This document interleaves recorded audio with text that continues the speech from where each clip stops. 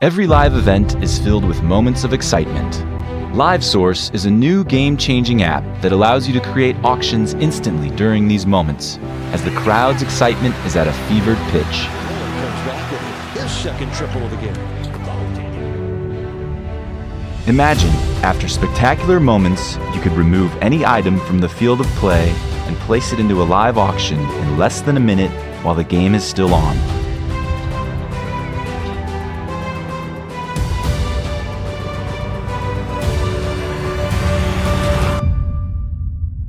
Imagine the fans in attendance bidding on and winning one-of-a-kind memorabilia and experiences from that event while the event is still going on.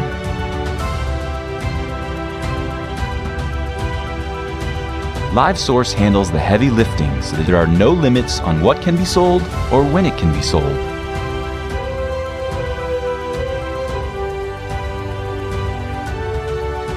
Auctions can be created in less than 60 seconds, at which time the app immediately notifies fans to start bidding, determines the winning bidder, and arranges payment and delivery moments later.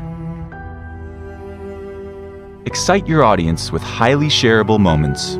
Motivate more fans to attend your event, increase revenue. With LiveSource, it's as easy as 1, 2, 3.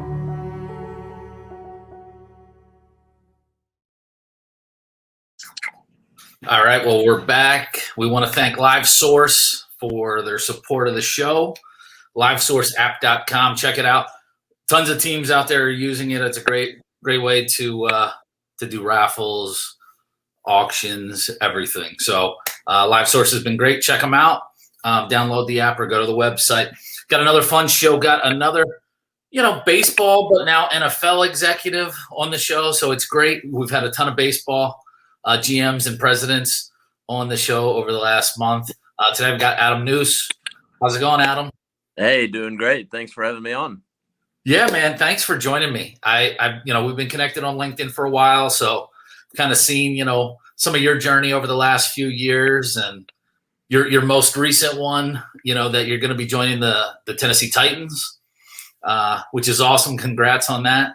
Yeah, appreciate it. It's 21 years of being in minor league baseball. It's going to be interesting to kind of get into the NFL side. But what I've learned so far is it's not a whole lot different than what we do in minor league baseball. There's just 1-0, maybe 2 zeros added to just about everything we talk about. But just bigger operation. But I always say minor league baseball's best spot to get in and learn how to get your fingernails dirty in just about any part of the business. So minor league baseball, a huge blessing to me to get into it and set me up prime for this opportunity with the Titans. Yeah, well, I want to learn more about that a little bit later, because that is my goal. I've been minor league my whole life, and I want a taste. I want to go to the majors. I want to get called up. so we'll definitely learn more. But kind of walk us through, how did you get involved in the sports business? Yeah, so rewind way back in high school, and I think my dad got really worried about me at one point, and he was a city manager. I didn't get in trouble at all, but he was a city manager in a little town called Brown Rock, Texas, just outside of Austin, and small town at the time. But he would wake me up at 2 a.m. and take me out and see guys digging ditches in the water department and sewer department and all that kind of stuff. And he's like, "Man, if you don't take school serious, if you don't go to college, this is kind of the career that you go down." And which good people are doing that job too, but right. You're trying to scare me. Work. That's hard work. That's real work. And and so after that, he took me a couple times to some people that owned different businesses. I remember having lunch with a guy that owned a printing company, and he said he maxed out 10 credit cards to get his business going, and hearing his story. And then one day he said, "Hey, there's a guy named Jay Miller. He's the general manager of a new team coming to Round Rock, the Round Rock Express at the time." And it was about a year, maybe even 2 before they started. And he's like, "Hey, I have lunch with him. You want to come with me?" And so I got out of school that day, went down with him, had a meeting with him, and I was like, that's what I want to do. And so ever since 17 or 18 years old, I said, I want to be a general manager of a AAA team one day, and kind of set all my mind goal everything I had on that. And just until a few weeks ago, I thought that I would do that the rest of my life. But times change and things change. So here we go to the NFL. Some new goals, right? New goals. New goals. So, like, I mean, were you an athlete growing up? Did you play? Yeah, so I played baseball, kind of all the sports growing up. And then once high school came around, played baseball and football. Went to a small school at a little town called Salado, Texas. We had 69 people in our graduating class. It was nice and small. Right. So I thought I was a really good athlete. And so whenever I went to college, I could have played Division III baseball at University of Mary Hardin Baylor, kind of in Central Texas. So that was one option. But my other option was to go to University of Oklahoma, which is where I went. And thinking I was a good athlete, I decided I was going to walk on and play football at Oklahoma. And, Nice. and that lasted one day. One day. I showed up and realized I had no business being there. And, you looked around, you're like, hey, guys. Yeah. But the funny thing is, that was like 1999. So it was Bob Stoops' first year. So I walked right into his office. Nobody stopped me. He wasn't a very big deal at that point. And we sat down and talked. And there's a guy, Torrance Marshall, who ended up playing for the Green Bay Packers. But he was sitting outside of Stoops' office waiting for me to get done to come in and talk to Stoops about transferring from Miami. So funny to think back at the things I stumbled myself into. But yeah, I went out one day, realized that's probably not the right path for me, and started getting into school and chasing this dream of working in sports. Did you get to the point where you worked out, or did you like realize before even that, like, this is, Yeah. So I was just elite of the elite at that point. Yeah. So my position was just long snapping. So Okay. My dad was he deep snapped at University of Wyoming. So kind of second generation, thought I could do it. And the plan that they put in place for me was that I was going to have to work out my freshman year. Sophomore year, I'd redshirt. Junior year, I'd be a freshman, and then have the 4 years. So that was kind of another one that when you weren't going to be a doctor, right? You didn't need to go for 6-8 years. Yeah, you start seeing the girls and the fun and all that stuff in college. That seemed a lot easier than the path they were setting up for me. But fast forward 1 year, they won the national championship and beat Florida State 13-2. And the 2 points came off the long snapper snapping it over the punter's head. So see that, man? Come on. I'd be wearing a ring right now. I'd be big old ring right now if I would have certainly stuck with it. So when you were in school, I mean, was it still like you were focused on, that prize of baseball at that point as well? Or did that kind of progress throughout college? Yeah, I think I credit so much of any success I've had to mentors. And early on, Jay Miller, who I mentioned earlier, but he was a great resource for me. And I called him when I think my freshman year, and I said, man, I need to pick a major. What do I pick? And he said, hey, pick marketing. I said, all right. And put my head down and got a marketing degree. And then fast forward to graduating, I said, do I go? I think I had an interview actually over at Vanderbilt. And I said, do I go to Vanderbilt and go into college athletics for a little bit, or do I go get a master's degree? He said, go get a master's degree, sports management. I said, yes, sir. And so I went to Wichita State, got a master's degree. And then as it turns out, I was able to come, and the ownership of Round Rock Express is owned by Nolan Ryan and Reed Ryan and Reese Ryan. And so they were opening up a team in Corpus Christi. So the timing worked out perfect. Got my master's degree. I got to go down to Corpus and be seventh person on staff, and got to open it kind of from the ground up, and talk about learning every aspect of the business when you're only 7 people on staff and trying to build it from scratch. You wear the mascot in the grocery store and wake up early for 5Ks with the mascot on, and kind of do a little bit of everything, but really learned this business through that experience. How about while you were in school, did you do any internships, or did you get involved at all? Then, because I get hit up on LinkedIn a lot by kids in college, or right out of college on some advice Like what kind of path did you have there, and what do you recommend? Yeah, so I did 4 years of internship. So I was poor, and They I probably always weren't tell paid people, either, were they? yeah, they were paid, but not Were very they? much. Okay. Certainly minimum wage, and Right. Yeah. but I tell people a lot that when you're young, you're supposed to be poor, and like I could have very easily have gone and been a bartender and made a lot more money comparatively, but to spend your time in something that you're interested in, I think it helped that I came out of college, not just with a master's degree, but also 4 years of experience.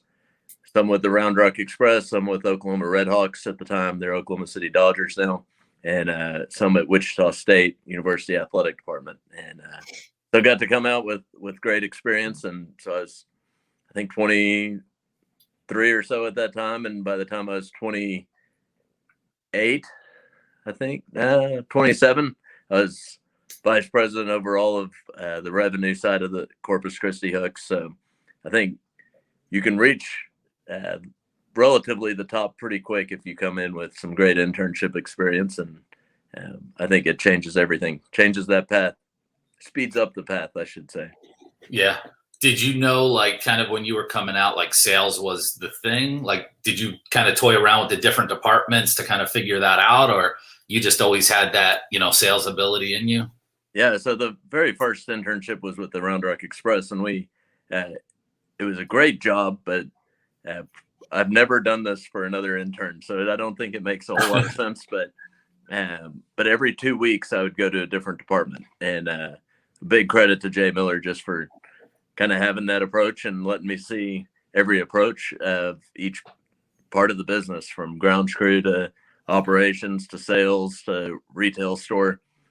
The truth of it is I was a terrible intern, and I think it was because I was only in the department for two weeks. So you couldn't grasp. Yeah, you couldn't. Hard to figure out what you're doing. And it was me and another guy named Dustin Ninehouse, and we went together through each different department, and we were pretty much worthless. And I think we got put in charge of the parking lot, and we'd ride around in golf carts and pretend to be busy. And but now looking back, that was one of the times when I was like, the 2 weeks that I spent in the sales side with group sales, I was like, this is where it's natural. And painting lines, doing all that stuff, grounds crew, the op side, it wasn't getting my juices going like the sales side. And I can remember going through and trying to write out a script my first time, and you're nervous about it, but man, you start selling a couple things and seeing the results. That was certainly what got me excited about the sales side. I mean, I love it because it just gives you like a little rush, just the other day I'm doing consulting for a baseball team now, and on the sales side, and just closed a nice deal like 2 weeks in. Yeah. It's like, man, it just gives you, boom, it gives you that energy. Let's get some more now. Yeah, definitely. So, and I always liked it because I've never gone into a boss and asked for a raise, because I could go sell more. And, right. And so I could kind of dictate how much money I make each year by how hard I work and how many of these big deals I could chase down and collect all the small deals. So, but man, I love it. When you were with Corpus Christi, did you was it more on the ticket side or partnerships, or were you pretty much all revenue? Yeah. So at first I started off as account executive and came in just, again, 7th person on staff. So I was the first like sales rep from a ticket side of things. So we went in and just sold mainly season tickets right off the bat. And then a couple of years later, I moved into a director of group sales role, and I was the only group sales person. So I think I sold like $1 million in group sales, and I was just busting it. And it wasn't, I don't know that it was because I was that good at group sales, but I was the only one, and I could just handle a lot of velocity and incoming calls, and just kept pushing it pretty hard. So sold a ton of group tickets, and I think that's really where my passion started coming, was in the group side. I loved the process of it. I loved that there was a date and you had to get it done by that date, and you had to deliver on what you promised. You had to remember what you promised, and you had to have some great customer service skills to to back it up. It wasn't just a one-day sale. It was you had to work with them, get all the details together, and a little different than season tickets. Sometimes you just sell the season tickets and then forget about them sometimes. And right. But groups, you got to be held accountable for all the things you said you would do. And I mean, groups are, I think, crucial at the minor league level. I mean, it's such a huge, part of the revenue for a lot of teams. So, and now with a lot of these ballparks having much better hospitality areas, like, I mean, I'm looking back at some of these old stadiums. I'm like, how the hell did they do it? Like now, up in Fredericksburg, it was built for hospitality areas, and just something cool to focus on. And you're creating those memories at the same time for people. They come out, they're gonna have a great time. So groups have changed my life from about 2012. I had the best ticket salesperson I've ever met work for me, and he taught me so much. And since then, it's been, man, groups have been a huge priority.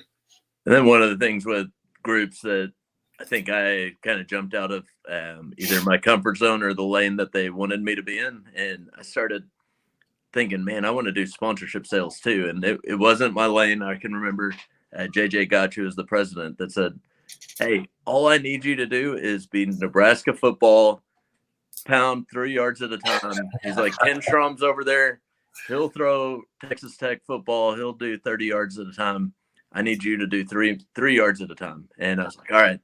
But then I'd sell a group to EOG Resources, and I'd be like, well, do you want to be a sponsor? And then we started talking about that. And then next thing I know, I started selling a lot of sponsorships just from my group sales lane that I was in, and started showing that I could do that. And I think ultimately that's what got me into that vice president role, is that I was able to show that I could do the big sales. And I can remember they were trying to chase AT&T for a long time, and I went through my group sales contact, and next thing you know is almost 6-figure deal that when he's asking me to go 3 yards at a time, and I was throwing right. You just did an 80-yard bomb. Yep. So I got a couple of those, and then all of a sudden he's like, hey, maybe move you into this sponsorship side and not let you just do 3 yards at a time. So yeah. Well, I think too, it comes back to a lot about like relationships. And that's one of the things I talk about a lot is just, on every avenue, like the career wise, but also like, you being able to build that business there. You have a contact, you're building that relationship. Once they're comfortable with you, they want to help you, right? So that group contact probably isn't the right person for the sale, for the sponsorship, but he or she's going to help you find the right person. Whereas that's one of the hardest parts, is getting to the right person sometimes. Yeah, no doubt. So you were at Corpus for almost 10 years or so, and then you got your first GM spot. Yeah, so kind of my lifelong goal was to be a GM, and I think I was 30, 31, something like that. And it's funny, the backstory of how I became a GM was one night I was wide awake in the middle of the night, and I was like, how do these people buy teams? And I had no money. I worked minor league baseball for 10 years, so I didn't have any money. But I was like, maybe you could buy a team. Like, I'll go try to raise money. And for some reason, I thought that I could go buy a team, which like $10 million, and I had $10 in my bank account. I knew people that had money, I thought. And so I went on. I'm drawing a blank on the company that does it. Sports Advisors, I think. Oh yeah. Went on their website and it said red hot deal in the Midwest. And so I inquired about it for no good reason, wasn't qualified. And they said, well, if we just sold that team, but they're needing a GM, he's like, maybe you can invest in it and be the GM. And I was like, yeah, I'll invest. Hell yeah, let's talk. And so they connected me to Stuart Katzoff and Jerry Katzoff, who just bought the team. They had a company called Manhattan Sports Acquisition Fund. And so we connected, and they're like, man, we want to raise $100 million to buy as many as 10 teams.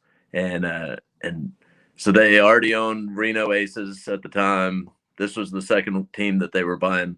And so we just hit it off and picked up my family, moved to Bowling Green, Kentucky, where I remember thinking that it was the craziest sports town ever because it had Bowling Green State University and Western Kentucky in the same city. Turns out Bowling Green's up in Ohio, but Western Kentucky's certainly in Bowling Green. But hit it off, and it was relatively new stadium and new ownership group. So it was pretty fun to come in and kind of rip the Band-Aid off and do a lot of things our own way. And I feel like we had a lot of success there in a short amount of time. Yeah. What was it that kind of, drew you to that? Was it just that, kind of getting to that mountain where you wanted to be, that GM spot where you're kind of running the show? Yeah. I think having that opportunity to run the show was always the dream of mine. So, and then we came up to Bowling Green and absolutely loved it. Great little town. And we're like, all right, we have 3 young kids at the time and felt like if we were going to make a move, that was probably the right time. So it all just kind of, everything just felt right. So we jumped on it and went for it. What level was that team at? They're single A. Okay. They're low A for the Tampa Bay Rays. So you still had that, like, hey, triple A, I'm going to get there. Like, that was still kind of on the map at that point. And I thought that this was really the opportunity was through the Cats Offs because we were going to buy a bunch of teams, and I helped them buy Louisville Bats. We tried to buy Frisco Rough Riders, tried to buy Lynchburg, tried to buy all sorts of teams. So I thought it was going to be kind of the avenue to get into being a GM of a AAA team was taking over one of these other teams we bought.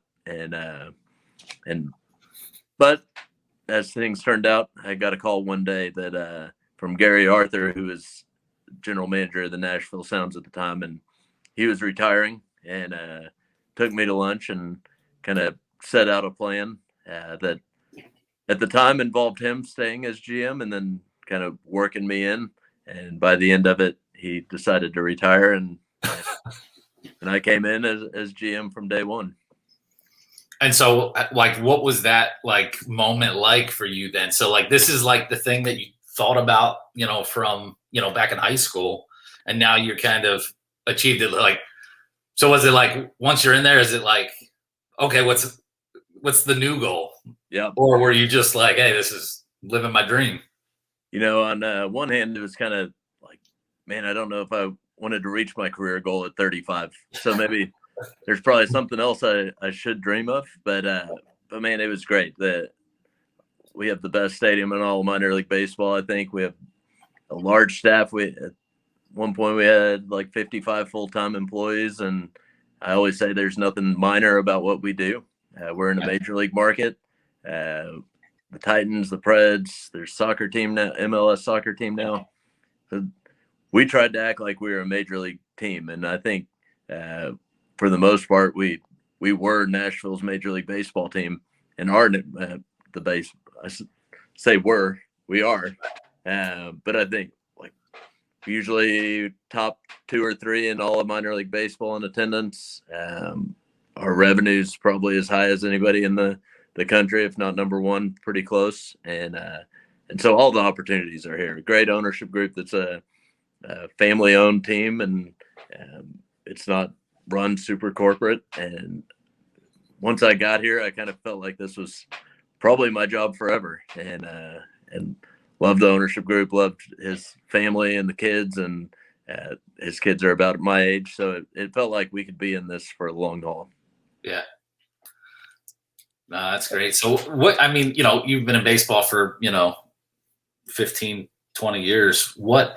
I know you've had to seen some crazy like promotions over the years. Anything like kind of stand out either you were part of or that you saw out there that you were like, man, that's awesome?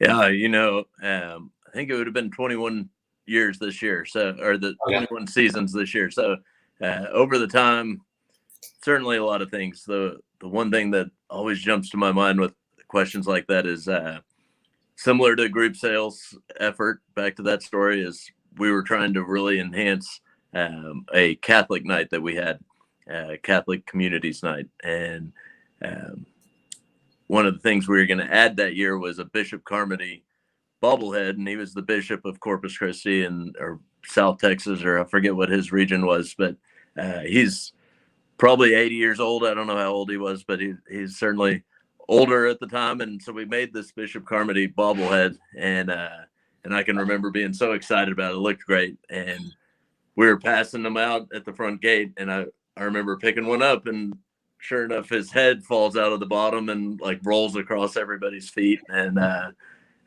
so you have this Bishop Carmody head rolling across people's feet when what was such a great idea. I thought it sold a lot of tickets, but seeing his head go rolling across, I probably don't want to disrespect the bishop of whatever the region was that he had, but all sorts of great memories and great times. I think that's what makes minor league baseball so great, is there's not a lot of rules. We can, and I think that's what made COVID so hard, is that we've operated without any rules for a long time. And you know what? We want to be open. Let's open.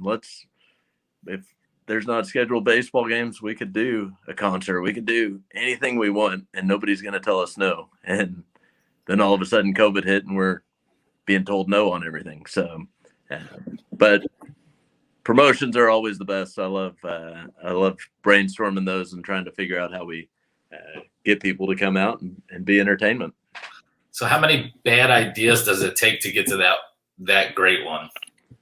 Yeah. I mean, there's a lot that you like, even in the meetings, everybody's like, this is a home run. This is going to kill it. And then it doesn't work. It's like weird on some of those. Yeah. You never know what's going to stick. And I actually was listening to a podcast by Craig Rochelle, and he's a pastor in Oklahoma City, but he was talking about a millennial, like this 19-year-old kid in his office a long time ago, came to him and was like, maybe we should start an app to put the Bible on an app. And Craig Rochelle's like, what's an app? What is this thing? And sure enough, he thought it was the worst idea ever. And so they started a YouVersion, and this 19-year-old was like, I got it. Just let me do this and we'll figure it out. And he thought it was a bad idea the whole time. And I forget what, like 360 million people have downloaded YouVersion. That guy's got a big job now, and he's a hero off an idea that he didn't think would stick. He thought it was a bad idea. But all that to say that you never know what good ideas are going to stick. And that's kind of been my philosophy the whole time. We try a lot. We say yes to almost everything and try to do it. And we learn a lot of lessons, but we keep trying and keep putting the foot down to the pedal. How do you think, what were the differences really kind of from running, Bowling Green to, the Sounds? Like you said, the Sounds had, a much bigger staff, and I'm sure that your day-to-day was probably different between the two, because you probably have more, help on the leadership side in Nashville. But what were some of those differences? Yeah, kind of similar to what I'm about to jump into. I feel like it's, I keep saying that it's adding a zero. And so some of the things in Bowling Green, we had 5 people working on it. And then in Nashville, we had 50 people working on it. Some things made us $30,000. And then that same thing in Nashville was making us $300,000. And, but as far as the work, the mindset, the effort, the strategy, the plan, nothing really changes that much. We're all trying to be a great entertainment venue and try to keep the fan entertainment number one, and be constantly concerned about that fan experience and everything that we do. And it doesn't really change.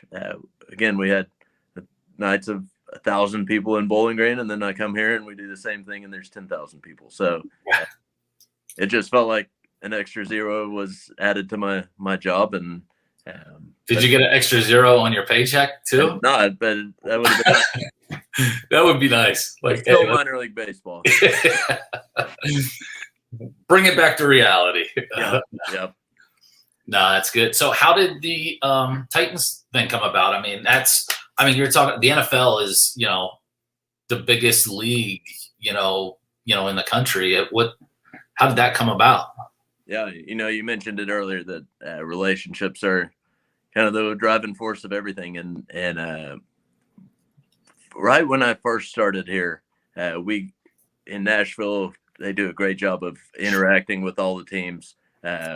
Once a month, we have a meeting with the Sports Authority.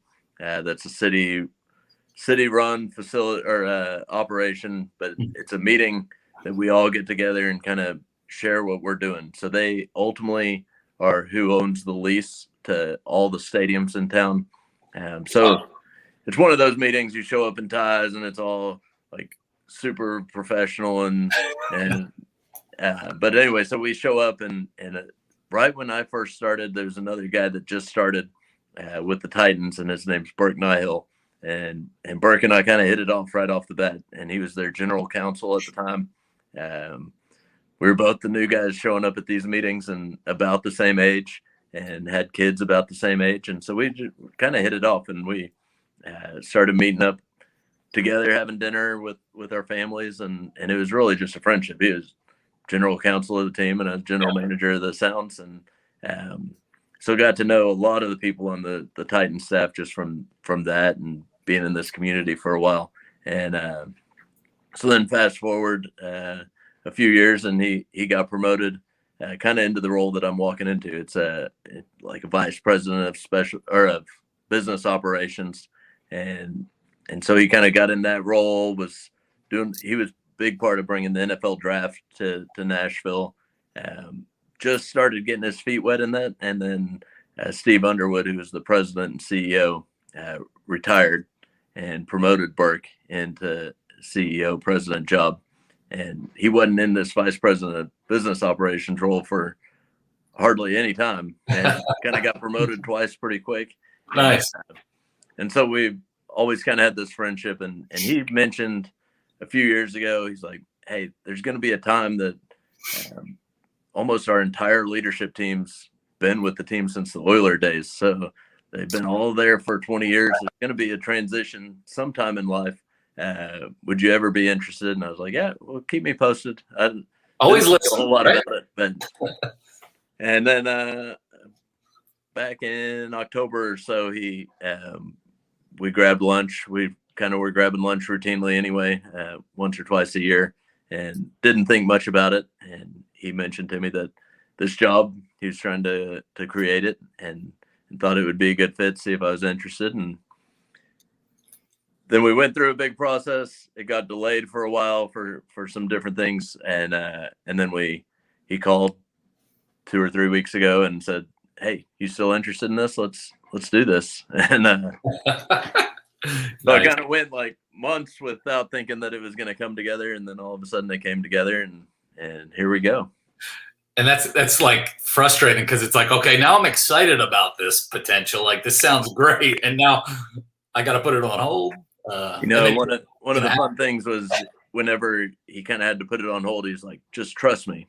And so I was like, dude, I trust you. And I never followed up one time, like a dream job. And I never followed up once in that had to be 4 tough. months. Like, we talked kind of as friends, but never followed up. I was like, hey, you tell me to trust you, I'm going to trust you. And I'm not going to text you and ask you where we are in the process or if you've decided anything. Honestly, I looked a few times to see if they hired that job, and nobody told me. So I'd look a couple times, but I was like, I'm not going to mess with him. And sure enough, I think it worked out, obviously, in the long run. Well, those relationships are just so important, though. I mean, because he had the chance to get to know you and trust you. And I mean, obviously, especially when you're at, an executive level, I mean, they got to make sure they have the right person. So, I mean, I preach that all the time. These relationships are, you might not even think anything will ever matter, with this or that. Like you like you said, you didn't really have that in your mind. And so things just happen organically. And so you just do the right thing all the time, and you'll be in a good spot. Yep. No doubt. Definitely, blessed, because I don't know the last time I used a resume. I didn't have to use one in Corpus, didn't have to use one in Bowling Green, didn't have to use one in Nashville, and didn't have to use one for the Titans. So if says anything, those are all pretty cool jobs that it's all about the relationships and having people vouch for you. And that goes so much longer and further than a resume would. Yeah, definitely. So in your new role with the Titans, kind of what's your, day to day, like what are you focused on there? Yeah. So it's, the title's Vice President of Business Operations, and I'll report straight to Burke, who's the president and CEO. But underneath that, probably my favorite part is special events will fall up through me. And I think you got 69,000 seat stadium, the special events that we could have access to, from like Beyonce concerts. There's already the CMA Fest. There's Music City Bowl, changed its name to Trans America Bowl or something. But really cool events happening there. And hopefully we can use that stadium as a community asset and do some even cooler things over the years. And so I get pretty excited about the special event side.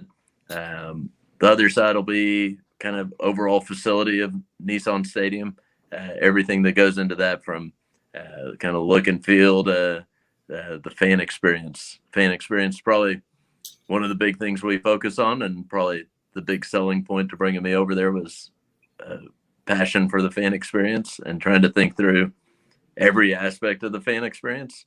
And so that'll be another big part. Then there's the sports park that there's going to be something where the training center is. Okay. Got HR, some of the fun parts of HR where we're trying to build a culture in the business, which I've self-proclaimed as a strong point of mine, is kind of creating a great work culture and work environment. We hardly ever have turnover here anymore, and try to take care of our employees well. So going to handle that. Certainly some of the not fun side of HR. IT, which I don't know anything about. I don't know if they asked me if I knew anything about IT before they put it under me, but let me Google that real quick. Luckily, the vice president of IT there is fabulous and been there forever. And I was like, man, I'm here to support you. Right. Hey, yeah, lean on that experience. Yep, I trust you, and we'll get things done, but I'm gonna lean on you.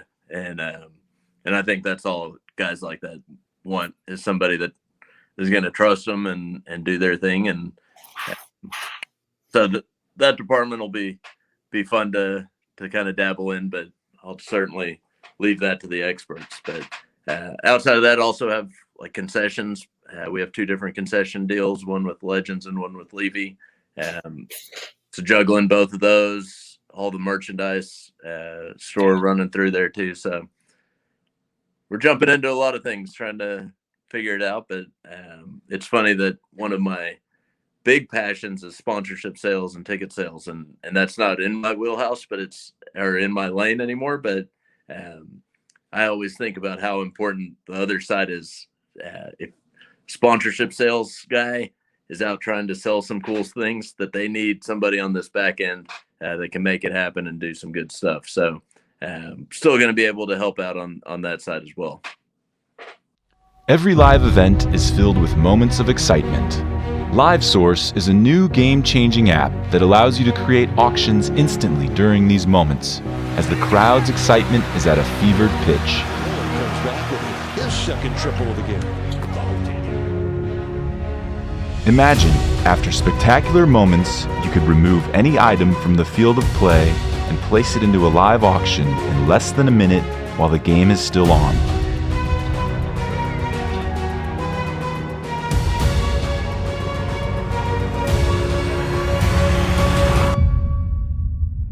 Imagine the fans in attendance bidding on and winning one-of-a-kind memorabilia and experiences from that event while the event is still going on.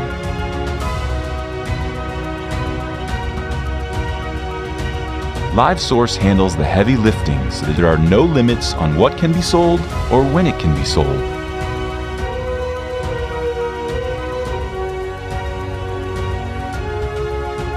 Auctions can be created in less than 60 seconds, at which time the app immediately notifies fans to start bidding, determines the winning bidder, and arranges payment and delivery moments later.